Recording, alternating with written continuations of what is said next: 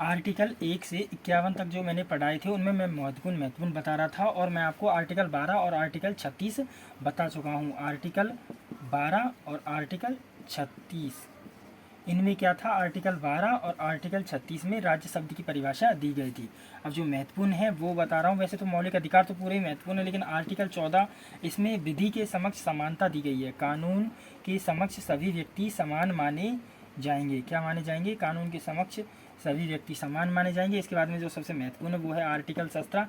इसमें अस्पृश्यता व छुआछूत, क्या छुआछूत को दंडनीय अपराध घोषित किया गया है, छुआछूत को। इसके बाद में बात करें आर्टिकल 21 की, ये सबसे महत्वपूर्ण है। इसमें व्यक्तिगत स्वतंत्रता का अधिकार दिया गया है। व्यक्तिगत स्वतंत्रता का अधिकार है। किसका अधिकार है? व्यक्तिगत स्वतंत्रता का अधिकार है, लेकिन आत्महत्या का अधिकार नहीं है। किस क्या क्या अधिकार नहीं है? आत्महत्या का अधिकार इसमें नहीं दिया गया है। इसे कानूनन जुर्म माना गया है आत्महत्या को। इसके बाद में पढ़ते हैं आर्टिकल 24। आर्टिकल 24 में क्या कहा गया है कि आप 14 वर्ष से कम आयु के बच्चों से कार्य नहीं करवा सकते। 14 वर्ष से कम उम्र के बच्चों से उद्योग धंधों में कार्य नहीं करवा सकते, कोई भी जोखिम वाला कार्य नहीं करवा सकते। धन्यवाद। अगली वीडियो में मिलते हैं। इसी चैनल पर बने रहें और चैनल को सब्सक्राइब करें। आर्टिकल 24 तक बता चुका हूं, जिसमें 14 वर्ष से कम आयु के बच्चों से कार्य करवाना उद्योग धंधों में कानूनी अपराध है, कार्य नहीं करवाना है। इसके बाद में आर्टिकल 25 भी महत्वपूर्ण है। यह हमें अपने धर्म को मानने की व उसके प्रचार प्रसार की स्वतंत्रता देता है। धर्म के अंतःकरण की, यानी कि धर्म को मानने की व प्रचार प्रसार की क्या देता है? स्वतंत्रता देता है। धार्मिक स्वतंत्रता का अधिकार है। इसके बाद में है आर्टिकल 28 का अधिकार। आर्टिकल 28 क्या कहता है कि राजकीय शिक्षण संस्थानों में, किनमें? जो राजकीय शिक्षण संस्थान है जो पूर्ण रूप से सरकार के द्वारा चलाए जाते हैं, उनमें धार्मिक शिक्षा का निषेध है, यानी कि धार्मिक शिक्षा देना सख्त मना है।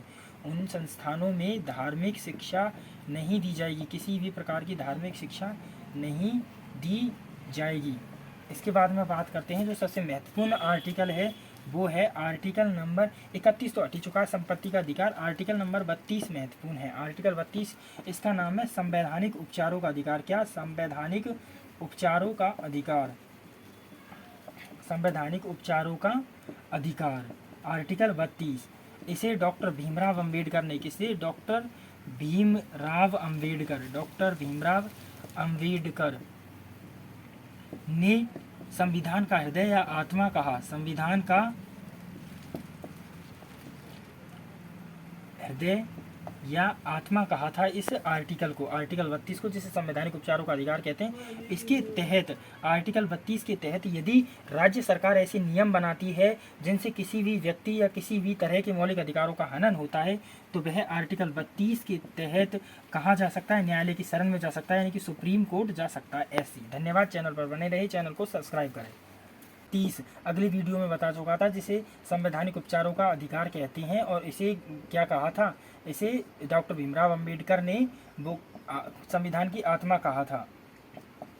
ठीक है। इसके बाद में जो महत्वपूर्ण अनुच्छेद है वो है महत्वपूर्ण अनुच्छेद आर्टिकल 36, राज्य की परिभाषा निहित है। और आर्टिकल 37 जो भाग 4 में है वो है कि जो राज्य की नीति निर्देशक तत्व हैं, राज्य की नीति निर्देशक तत्व हैं, इन्हें न्यायालय द्वारा लागू नहीं करवाया जा सकता है, यानी कि इनके खिलाफ न्यायालय नहीं जा सकते हैं। ये न्यायालय में परिवर्तनीय नहीं है, न्यायालय द्वारा लागू नहीं करवाया जा सकता है,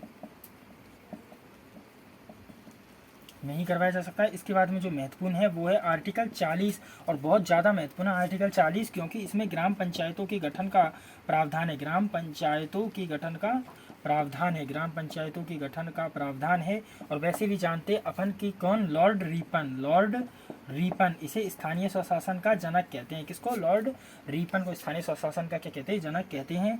इसके बाद में आर्टिकल कौन सा महत्वपूर्ण है? आर्टिकल 49 महत्वपूर्ण है। आर्टिकल 49 किस लिए? यह ऐतिहासिक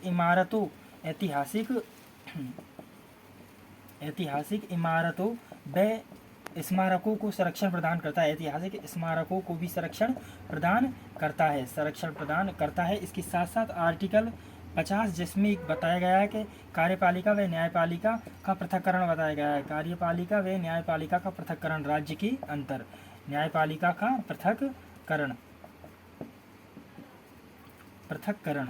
अगर आप चाहें तो आर्टिकल 48 भी लिख सकते हैं, आर्टिकल 48। आर्टिकल 48 में कृषि व पशुपालन को बढ़ावा दिया गया है। किसको? कृषि व पशुपालन को बढ़ावा दिया गया है, पशुपालन को बढ़ावा दिया गया है। साथ ही गो संरक्षण को भी बढ़ावा दिया गया है। किसको? गो संरक्षण को। धन्यवाद। चैनल पर बने रहें इसी प्रकार की वीडियो के लिए और चैनल को सब्सक्राइब करें।